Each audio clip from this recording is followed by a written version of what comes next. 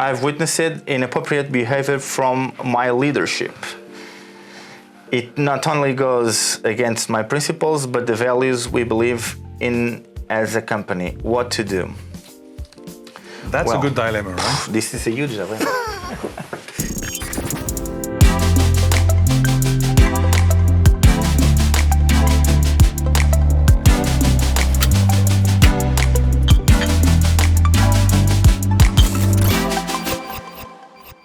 Welcome to this new episode of Coffee Break with Prime Group.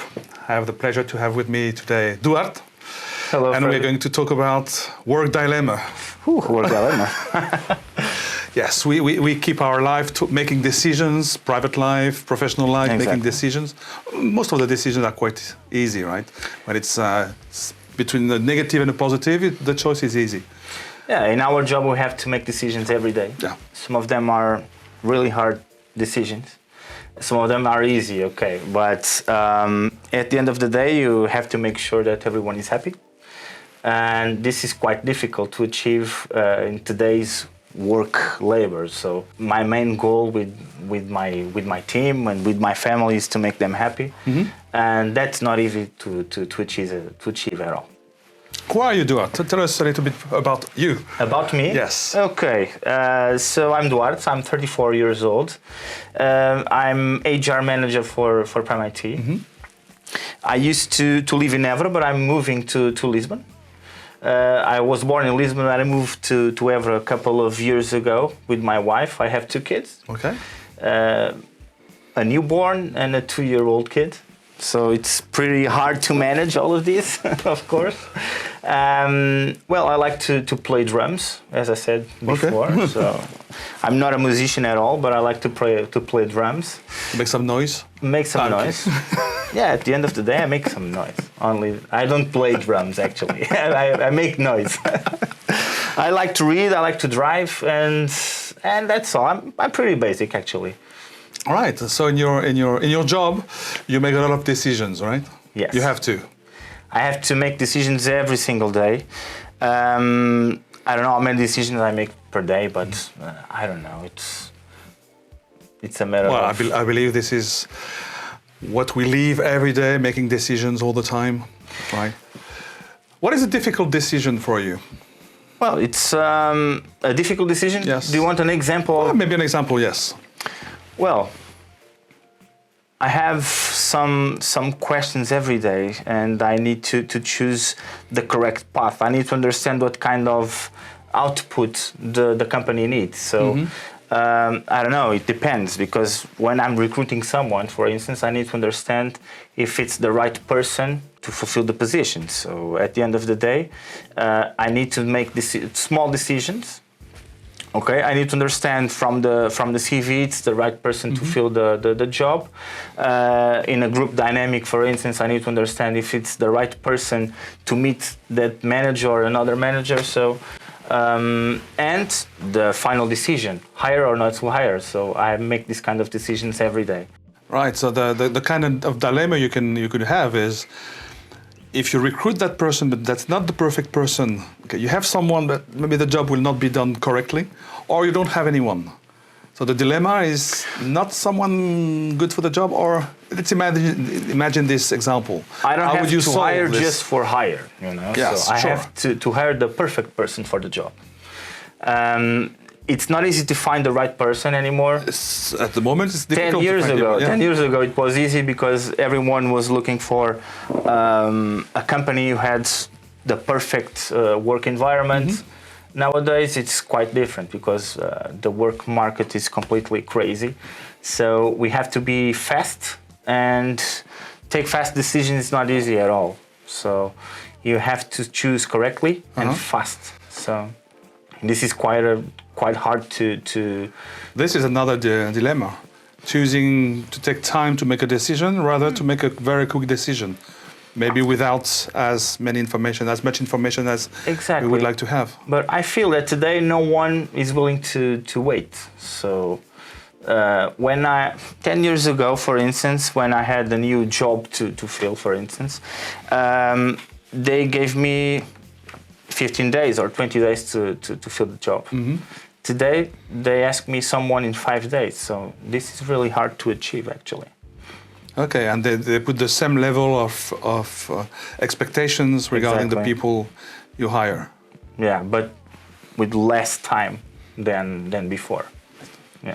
Well, we'll come back with candidates. I have some dilemmas to propose you. Okay, let's do it. Because we are hopefully getting out of a situation about COVID and working from home, but still it has changed a lot of things. Lots of habits have changed. And one of the first dilemmas is, should I work as an employer and as an employee? Should I work from home or to the office? As an employee? Let's start with as an employee. Imagine you have the choice. You can work from home or you can come to the office. Personally, I like to work from the office, but I guess the market is completely changed. The last 2 years were completely eye-opening in this matter. So today, I guess most of the candidates like to work from home. From home, yeah. So I guess this is not anymore a trend. Okay, this is more a way of work from now on. As far as I understand from the work market, everything is changing. But one of the things is going to be solid as a rock from now on is the remote working. In Prime IT, for instance, we are working from home, but also at the office. Of course, we want to have enough flexibility to our candidates, to our employees, of course. But we need to understand that if you want to have a good teamwork, for instance, if you want to know each other properly, you need to be to meet people for real. For real at the office. You need to shake hands, you need to kiss someone, you need to hug someone. And we are Portuguese. At the end of the day, we are Portuguese and we like to touch the other person. So you only can do that at the office. So we can... Yes, to create this connection. Yeah. Yeah, more than the connection, you need to see the way of how they work. Remotely, it's quite impossible to see that. You have to schedule a meeting. You have to see some output, some kind of documents. You have another meeting to follow up that document. It's way more difficult to understand how they work, but mostly you need to meet the person for real. For real, So, yes, and work side by side. Side by side. Okay. Yeah. And as an employer, there's this dilemma to say, okay, should I accept my team to work from home? Do I kind of force them to come at the office? How can I justify to come at the office? Because we have that in mind that some people think that coming at the office is to be controlled. And Yes. Well, I can give you an example of my one of my colleagues live in Castelo Branco. It's pretty far from Lisbon, so she asked me to live there, work remotely. 1 week remotely and another week 2 days at the office, and I said yes, and it's completely fine. I have a great relationship with her. Of course, I want to meet her in person just to be with her, and that's it. Because I guess remote work, if you work hard, not more than 8 hours or 10, you don't need to work 8 or 9 or 10 hours. You need to work to get the work done. Okay. So at the end of the day, I just want to have the work done. But of course, every 15 days I need to be with them just to be sure that everyone is happy. And I like to work with happy people. At Prime IT, we have this slogan, we want everybody happy, okay?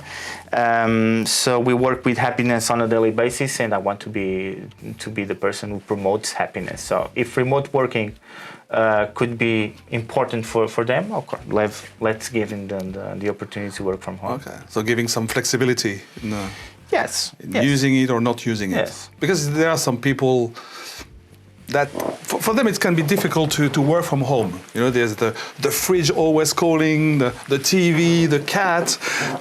Some of them, they don't even have a desk at home. So before COVID, actually, some of us had a flat with one bedroom, and that's it. So they don't have a place to work properly from home. So some of them actually rent another house just to have a spare room to work from home. So it was an investment from them, but at the end of the day, I guess they earn more because they don't have to put gas, for instance. Yes. They don't have to spend money on parks. So on parking, actually, not on parks, but parking. So listening to you, it's a question of putting the pros and cons of each possibility and see what is best. Yeah, on my scale, I guess it depends. On my scale, it depends. For me, I like to go to the office. I go to the office at least 4 days per week. But my wife is in Évora, so it's easier to manage to go to the office 4 days per week because I'm living in Lisbon. But one of my colleagues, for instance, is at the office just one day per week. So, and everything is okay. And at the end, what matters is the job is done, right? Exactly. Coming back to candidates, we have very often these kind of candidates who says, I have a better offer in terms of salary. But when we talk about the content of the job, maybe it's not that interesting. So that could be an interesting dilemma to work with when talking with candidates. Okay, what should they choose? The salary or the content? Okay, if they can have both, there is no dilemma, right? Yeah. Actually, we're talking about remote working. One of the main questions from the candidates are, do you have the opportunity to work from home? 99% of the candidates ask me that. Okay, so that's the big issue at the moment. It's the big issue. But nowadays we are seeing that everyone is looking for some, they are looking for the content, not the salary. They want the salary, of course, because they want to leave the parents' house, to buy a house, to buy a car, to go on vacation. It doesn't matter. They want the salary, of course.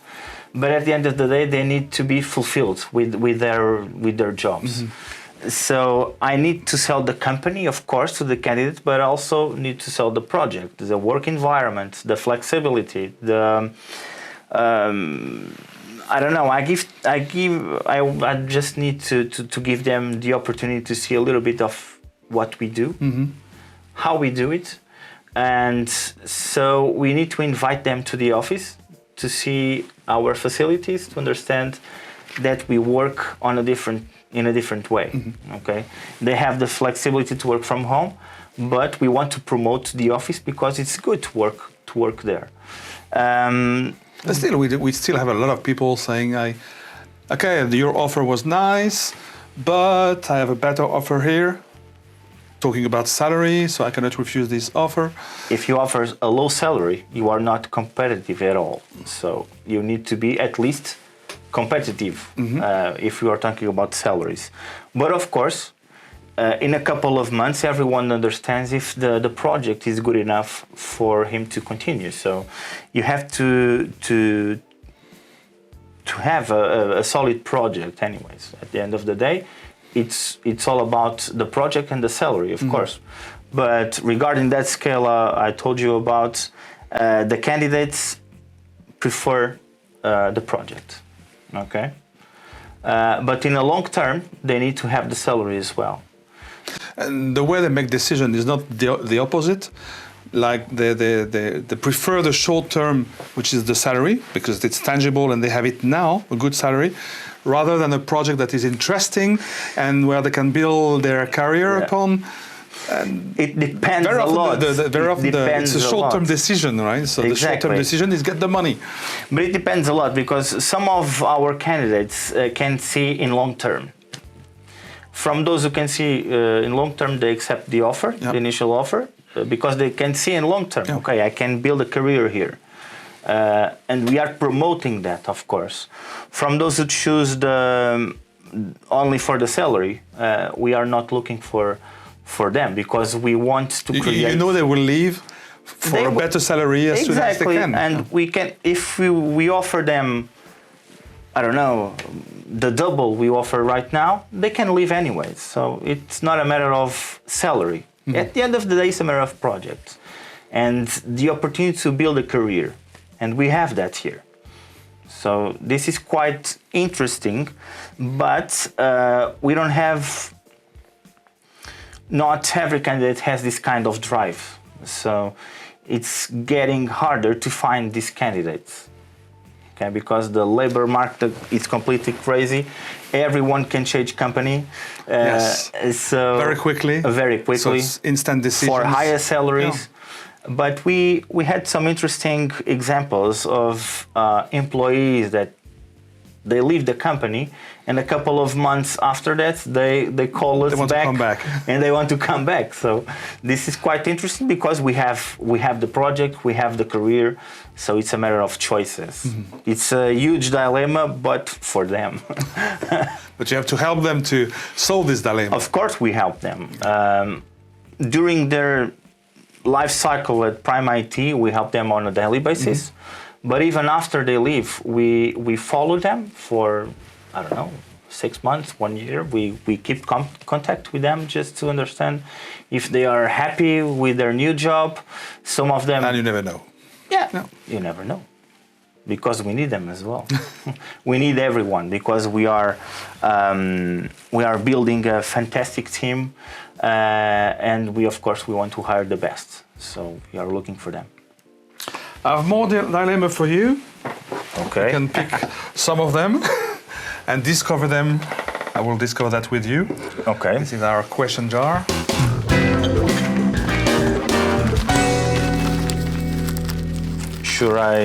You can read it. Yes. Okay. I've witnessed inappropriate behavior from my leadership. It not only goes against my principles, but the values we believe in as a company. What to do? That's a good dilemma, right? This is a huge dilemma. Well, first of all, I guess confidence is the... I like to work with confidence, with everyone. Not only with my team, but also with my leadership.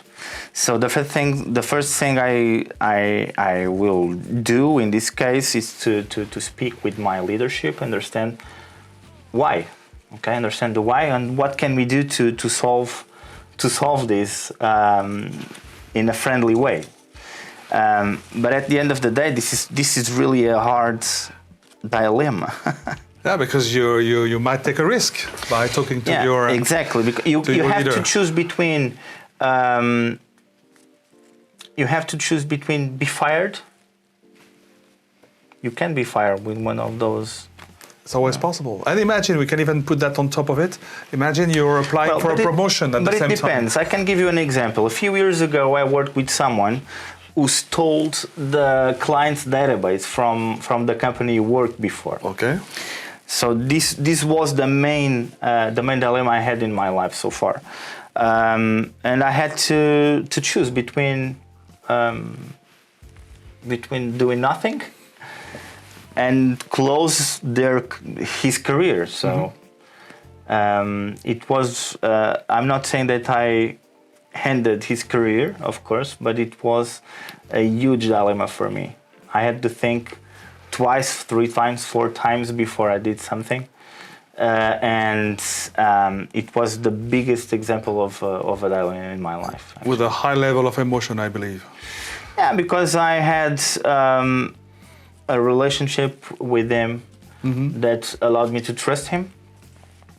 But I worked with him in several projects. But after this, it was impossible to work with him anymore. Yeah, it broke the trust. Confidence, Yeah. and the trust. So I guess trust or confidence, the main word when you work at this level. We work with clients, we work with candidates. We are a huge company, so we need to be responsible, of course. You have in your team someone who is a high performer. Yes, the way he's I do performing, is off limits, let's say. He's not respecting some rules, he's going over some boundaries. What do? Okay. Because it's a dilemma. Yes. You may So lose the person. you have a top performer, but Top performer. Business top performer Well, is very important. that's not a dilemma for me. Okay. It's an easy choice, actually. I don't care about the performance when you are not trustworthy. Okay, so I need to talk with him about that, and if I want to have him on the team, he needs to change their behavior. But the trust is not easy to get back. So Yeah. You cannot restore trust once it's No. gone. Once broken, always broken. So if I need to fire him, unfortunately, that's the correct choice. That's not a dilemma. Maybe not a dilemma anymore. Maybe it would have been a dilemma at the beginning of your career. Yes, And because you've built this capacity to make decisions. yeah, when we start our career, we don't know anything. We think we know everything. Exactly. Exactly. But at the end of the day, you don't know nothing. So after 10 years of working, I understand what's good for the companies, good for my career, good for their career, and what's not good for anyone. And this kind of behavior, it's not acceptable. Not acceptable at all. Right. Let's go for a second question. Okay. So the second question, I was approached by a competitor. I'm happy at my current position.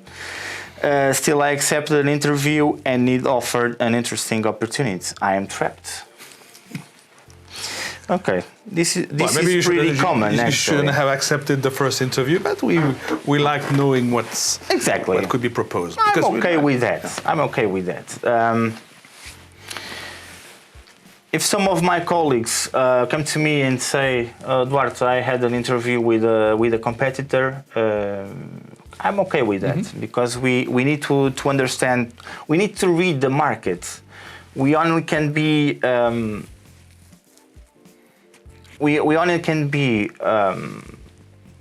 motivated if we know our position in the company. Yes, we need to compare. We always comparing with everything. So if we compare our position with the same position in another company, we understand. Okay, I'm okay. I'm okay here. I like to be here. I'm okay with an interview, but that's how the people change companies. So this is the market working. The companies need to understand this. They need to accept it, and they need to work to keep the employee happy. And that's it. At the end of the day, everyone needs to be recognized. Everyone needs to have a good salary. Everyone needs to be in a good environment. If these three things are fulfilled, everything is okay, and we don't need to be worried about any interview day. Yeah. But the first dilemma would be, okay, shall I talk to my superior about the fact that I had a meeting? Because somehow, you were talking about trust beforehand, somehow if I accepted to go for this interview, how my superior would feel about this trust. Okay. Me, as a leader, I would prefer that they come to me and say that, okay? But for the person, that could be difficult to say. That's a huge dilemma. If I had an interview, probably the first interview, they just want to meet me and understand what I do and whatever. Probably in that stage of the recruitment process, I would not say anything. But if the things if you continue, you get a second Exactly. interview, you Yeah. start thinking more. If that could the be future, a solid recruitment process, okay. In that stage, I would talk with my superior. Yeah, but because trust. That's the question also. When do you start? Because if you start too early, there is no big deal. But if you start too late talking to your superior, then they would say, you should have talked to me before. What's too late? Yes, exactly. Exactly. So today we know that we have faster recruitment processes. In a couple of weeks, we can hire a director, for instance, or someone from any competitor. In 15 days, you have the work done. So, but you know that there are some stages. So the first conversation will be just to meet you. The second will be with the HR manager, for instance, or some director.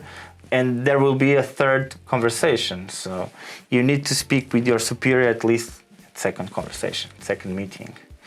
So, but it's not the rule, of course. Yeah. You need to understand what kind of behavior your leader will have. We'll have, because maybe, yes, as we were saying, So maybe it depends. It would put that on the trust. Exactly, say, but it okay, depends a lot on what kind of leadership do you accept have. one meeting, it's already too much. Yeah, but you need to read your leadership as well. You need to understand what kind of behavior will be done. Accepted. Exactly. Right. And imagine another situation that it was hard to recruit someone. I was thinking about this because you were talking about directors. Difficult to recruit a director for this position. It was a long process. You invested a lot of time. You really count on that person. And after a few weeks, after a few months, you realize it's not the right person, but you've invested so much time and energy to recruit that person. How do you make that decision? How do you measure the pros and cons of keeping the person, knowing that there are very few chances that there will be results, or kind of throw away all what you've done in the past? Yeah, you need to do that. To throw away all your hours of working on that recruitment process, because you need to fulfill a position. We are talking about the director, yes. right? Okay, so if you find the wrong person for the job, you'll be in a bad position, because you were responsible for the recruitment process. So, as a responsible for the recruitment process, you need to take responsibility for your acts. So, if you want to hire that person, of course, you need to be sure that's the right person. Okay. Right. Okay. But that still can be because there are a lot of decisions we don't make because of all the investment we had in the past. And because of all this investment, it's like, okay, I've invested so much that let's continue. Well, if it's not the right person, you cannot continue with that person as a process. And that's But sometimes it's not exactly... the main rule. When you are recruiting, if you're talking about training, for instance, you understand that we can develop some skills, we can try, but when you are recruiting at a higher level, you will need to understand, you need to hire the right person, and that's it. So if you have only one person, you have to search at least to compare them. Okay, so you need to work harder, more than 50 days probably, in some cases more than 2 months, but you need to be sure that the person you are hiring is the right person for the job. And that's why recruiting is really a really hard job. I started with recruitment. My background is recruitment consultancy. So I know that's pain. So, but you need to reach your goals. There is always a little bit of guessing in recruitment, right? Yes, but we have enough tools to understand if it's the right person or not. Of course, there are some bad hirings, but you understand if the person fits the work environment, the culture, and you know. Favorizing the short-term consequence, but also thinking about the future, what can be the impact in the future, right? Exactly, yeah. It depends on what department are you working for. In HR department, in my case, you need to take decisions for the future. It's impossible to, of course, on a daily basis, you can give some answers, you can do some, to propose something you can measure in the next week, but of course you need to be strategic. You need to have a strategy for 6 months, for 1 year. You need to have a vision. And you need to share that vision with your own team. So everyone needs to be at the same page, and that's the only way you can reach your goal. Okay, so and trust is the main word here. Okay. All right. Thank you, Duarte, for all these Thank you answers. for your invitation. Thank you for watching and listening. Remember to subscribe to our channel to see more videos. Till then, bye-bye. Bye.